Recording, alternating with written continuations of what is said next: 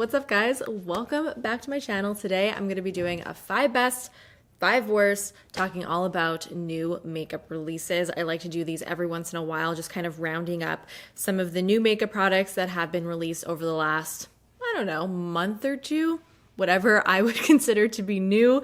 And I let you guys know my 5 favorite and my 5 least favorite new products. If you guys enjoy 5 best and 5 worst, do not forget to hit the thumbs up button. It really does help me out in just letting me know what types of videos you guys actually like to see so that I can continue to do more of them. I love a good short and sweet intro. Let's get right into it.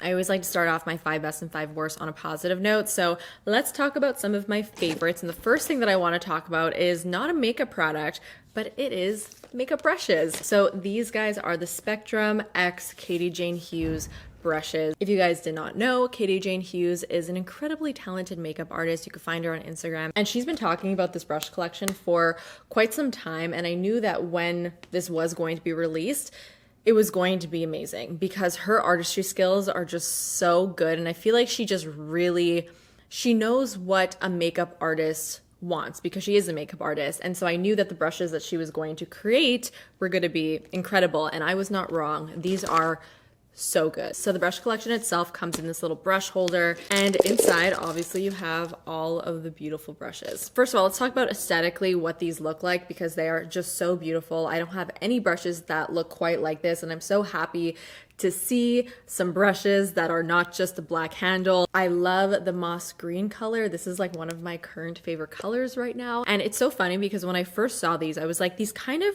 remind me, just because of the color and the way that they're shaped, they remind me of painter's brushes. And as I was reading through kind of like the story behind these brushes, that idea was actually behind these brushes themselves. Katie wanted these to feel like artist paintbrushes, which definitely came across because that was literally the first thing that came to my mind, and I didn't even know that that was the intention. Typically, most makeup brushes are like the same width all the way through, which is totally fine, but I just feel like this is way more natural to hold in the hand, and I just really like the way that they actually feel in the hand. So that's the first thing that I wanted to say about these. Besides the aesthetic appearance of the brushes themselves are really so beautiful, and I do find to be actually quite unique. A lot of them are shapes that I don't really see, like I see often, but I feel like they're refined to the point where they just make a little bit more sense. So for example, this is the number 3 brush, and I use this for my foundation. Now I typically wouldn't go for a brush like this when applying my foundation just because it is a little bit on the smaller side, but what I really loved about this brush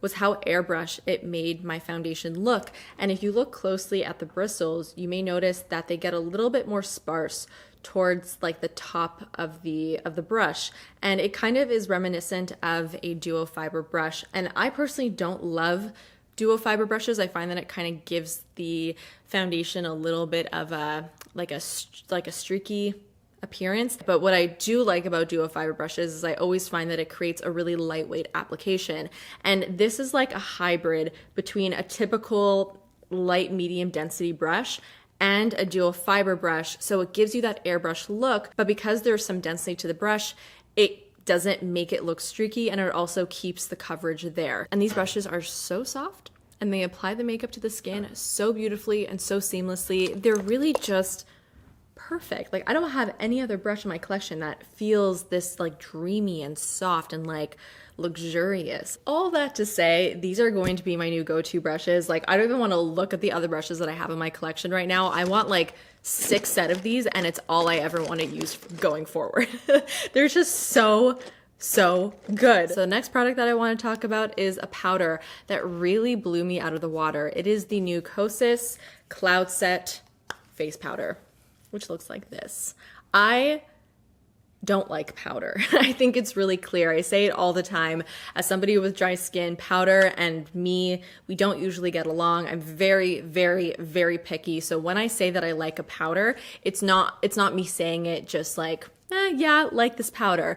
No. It takes a lot for me to say that I love a powder because it needs to check so many boxes for me. It basically needs to set my makeup, not make my skin look dry and cakey, which is very difficult as somebody with dry skin. I want it to smooth my skin, and I basically want it to feel and look like it's not even there. So this guy definitely checks all of those boxes, and not only does it check all of the boxes, but it checks them all off at the highest degree. This powder is so good that when I was wearing a new foundation that I really didn't like, I was having a very bad foundation day, I put this powder on top and it's like it erased all of the mistakes that the foundation made on my skin, and it just made my skin look so smooth. So this is a very sheer powder, so you are definitely not going to get any coverage with this. Because this powder is really, really sheer, it's not going to look super powdery or heavy at all on the skin. Now, there are plenty of sheer powders out there, so that's not really what makes this super special for me.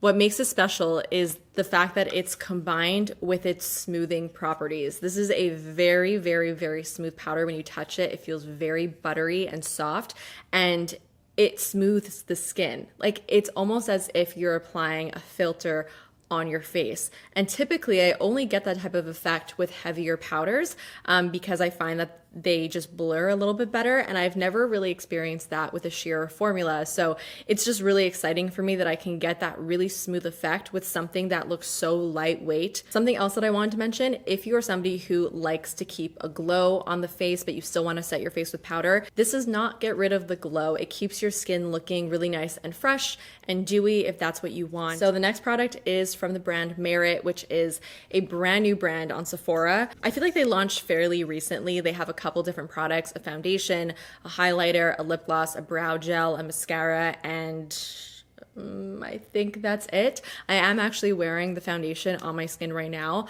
I really, really like the way it's looking, but this is honestly the first time that I'm wearing it, so I couldn't mention it as a favorite, but so far so good, and it is looking really awesome. So I'll give you guys an update on that in a future video. But a product that I can very confidently say that I really, really enjoy, it's a cream blush. Obviously, you guys know I love me my cream blushes, and it's specifically in this shade, which is Terracotta. So the formula of this blush, I wouldn't say is really anything too unique. I do have a lot of cream blushes that are very similar to this type of formula. It is quite sheer and balm-like in texture. So here's what it looks like swatched. You have like a really sheer wash of color over here, and then the blush a little bit more built up. I do like the formula because it's balmy without it being too wet, which can sometimes happen, and a really wet cream blush, it really is not my favorite because I find that it will move around my foundation and it won't last very long at all. So the formula is definitely really nice, but that's not really what like took this to a favorite level for me. What took this to a favorite level for me is really this color. The only other cream blush that I have that is reminiscent of this type of shade is the Patrick Ta She So LA cream blush. As you can see, they're very, very, very similar. I am wearing it on my cheeks today, but I'm gonna apply a little bit more just to kind of over exaggerate it so you guys can kind of see what I'm talking about. But you see how this color just adds almost like a bronzer-like warmth to the cheeks. That's what I love so much about these types of shades. And because it almost borders on like a bronzer color, I do find that it gives a really beautiful sculpted look to the cheeks. And these types of colors also go with like any look. So you could wear this with any kind of eyeshadow, any kind of lip color, and it's going to work. I just find this to be really, really flattering, and I just love this color so much, and so it's definitely a big favorite of mine. I've been wearing it quite a bit. So next up, I have a product from MAC. This is the MAC Paint Pot. Obviously not a new product at all. The paint pots have been around for a very long time. I would even say this is one of the OG cream shadows. Like, cream shadows are very trendy right now, but the MAC paint pots have been around for a very long time, and it's really, it was really my first introduction to cream eyeshadows. I don't know the last time MAC released like a big launch in their paint pot collection, but this is very exciting to me. They have a ton of really beautiful shades, and I pulled 3 of my favorites that I'm going to be showing you guys today. But I wanted to talk a little bit about the MAC paint pot formula itself because I do feel that it is somewhat unique to a lot of other cream eyeshadows. I find that the paint pots from MAC are very versatile, and you can use them in a couple different ways as a base for your eyeshadow look. So you can layer it underneath powder eyeshadow. You can obviously use them on your own. You can also use them as eyeliner. They're very pigmented and very easy to work with, and they're stiff enough that they're not going to like slip around too much, but they're also creamy enough that they're going to be easy to work with. I think what also makes the MAC paint pots really awesome is the longevity. They are very long wearing. They really do lock down on the eyes. So they work really well as a base because they'll really grab onto that eyeshadow and lock it down. I mean, there's a reason why MAC Soft Ochre Paint Pot and MAC Painterly was like an OG eyeshadow primer back in the Beauty Guru YouTube days. And so these 3 shades are incredible and I can't wait to show them to you guys. So this guy over here is probably my favorite. It is so beautiful. Like, I gasped when I first swatched this for the first time. It's called Let's Skate. And it doesn't look like anything too special in the pot. It's kind of just like this very, very, very, very light pink. It has the most beautiful shimmer to it. It kind of has like a gold reflex and it's so multi-dimensional, and you can put this all over your lid as like a one eyeshadow look and you're gonna just have something so stunning. It's going to just make your eyes like glow, this beautiful pink and gold glow. The second shade that I'm really excited about is Silver Screen, and this is a pure silver color and it looks very intense in the pot, but similar to Let's Skate, it's very iridescent on the skin, so it just will give your eyes this really gorgeous, like glossy silver wash of color. The third shade that I have here is called Current Affair, and it's a beautiful cranberry color, so vibrant and intense, and this would act as a really beautiful eyeshadow base. You could also put it all over the lid and just blend it out with a brush to get a nice one color smoky eye. So yeah, that's all I really gotta say about those, but I'm very, very excited, especially about those 2 iridescent shades. The glossiness, it's just like, it's everything for me. The last of my favorite products that I want to talk about is a new cleanser from the Inky List. It is the Fulvic Acid Cleanser. I unfortunately don't have it here with me. It's sitting in my bathroom at home, but I'll put a photo right here. There's really not much to show. It's just like a bottle. Ever since I discovered the Inky List, I have been really such a big fan of their products. I really love how affordable all of their skincare products are and how effective they are. So this cleanser is really cool because it has fulvic acid in it, which is going to help in exfoliating your skin. I find that really cool because I've tried a lot of different chemical exfoliators and I'm a big fan of them because I have a lot of texture on my skin and I find that they're really like the only thing that really helps in minimizing and reducing my texture. But I've never tried it in a cleanser format. I just really like the fact that it's a cleanser that is not just cleaning my face, but it's also helping with my texture as well. And typically, you know, I just use cleansers that clean.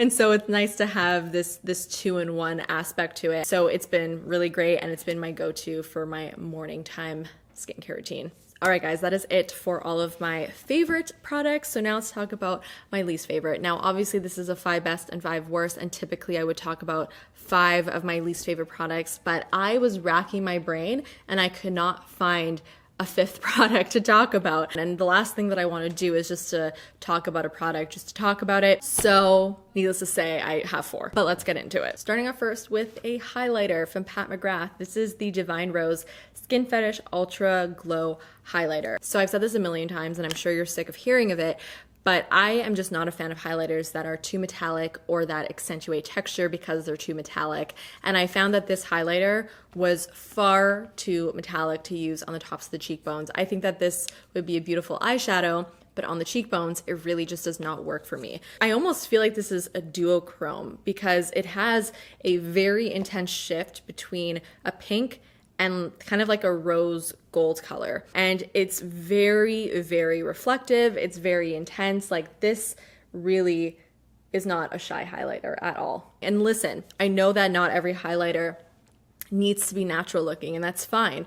I'm okay with like a really, really intense, like seen from the stars type of glow, but at least I want it to mesh with the skin. And I find that because the texture is so intense and the finish is so intense, it just doesn't mesh well with the skin at all, and it really stands out in a negative way. So I was just really disappointed by this, and I just feel like this would work so much better as an eyeshadow, and that's how I'm going to be using it moving forward because I don't want it to go to waste. Next, I have a primer from Gucci and it is the Silk Priming Serum. So the main thing that really shocked me about this primer is the fact that it is $80, which is very expensive. And I just feel, especially when it comes to a primer, that $80 is never worth it. And I think it's better to put $80 towards a really awesome moisturizer than a priming product. I also feel that like 80% of the time, maybe even 90% of the time, a moisturizer works perfectly as a primer and you don't necessarily need anything more than that. So that's the main thing that disappoints me about the product is the price. I mean, obviously, listen, it's Gucci. Okay, I know it's going to be more expensive. It just comes with the name. The bottle is beautiful and it says Gucci on it. So yeah, it's going to be $80. So this is supposed to be a primer that creates a luminous matte finish. And that sentence already I have a problem with because to create a luminous matte finish, those are two opposite things. I don't know how that would be possible because if it's luminous, it's not matte. And if it's matte, it's not luminous.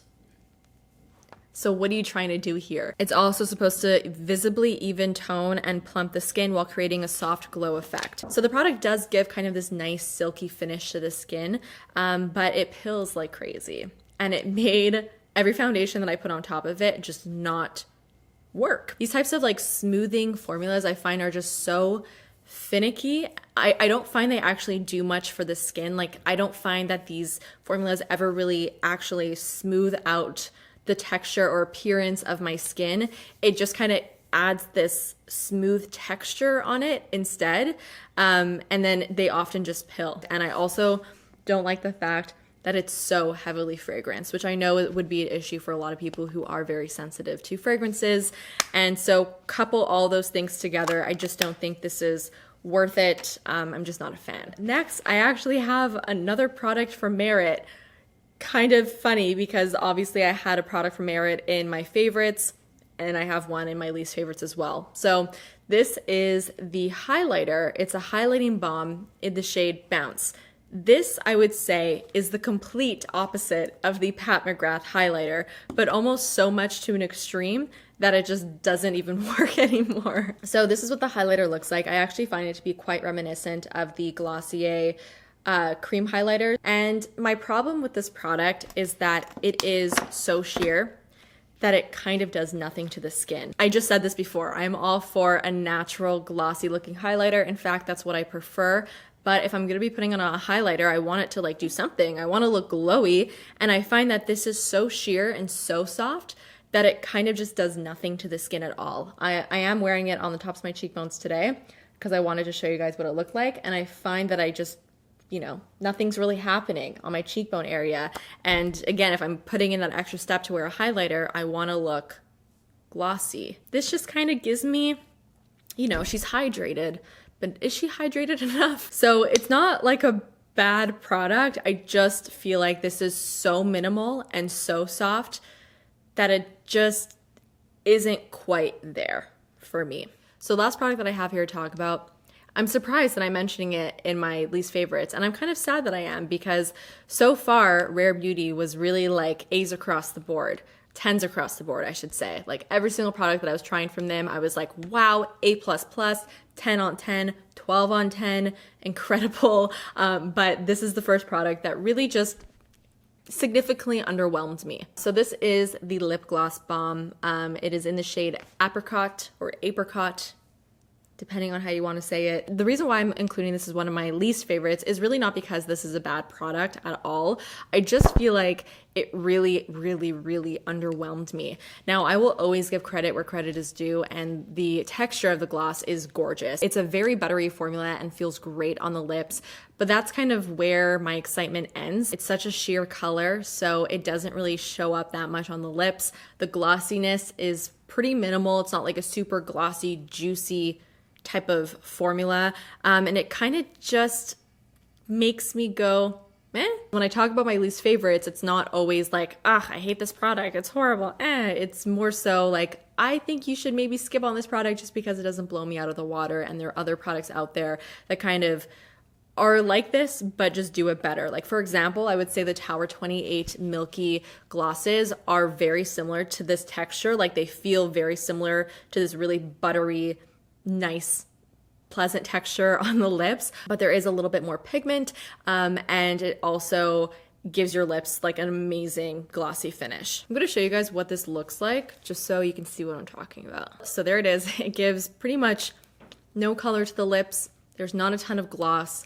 Feels really nice, but there's just nothing else exciting going on. All right, guys, that is it. Those are some of my favorite and least favorite releases as of late. I hope that you guys enjoyed this video and found it helpful. Don't forget to let me know all of your thoughts down below. Let me know some products that you've also been loving and not loving as far as like new releases go, and hit the thumbs up button if you enjoyed today's video, and subscribe if you are not yet part of the fam and want to join, because we'd love to have you. And I'll see you guys in the next one. Bye.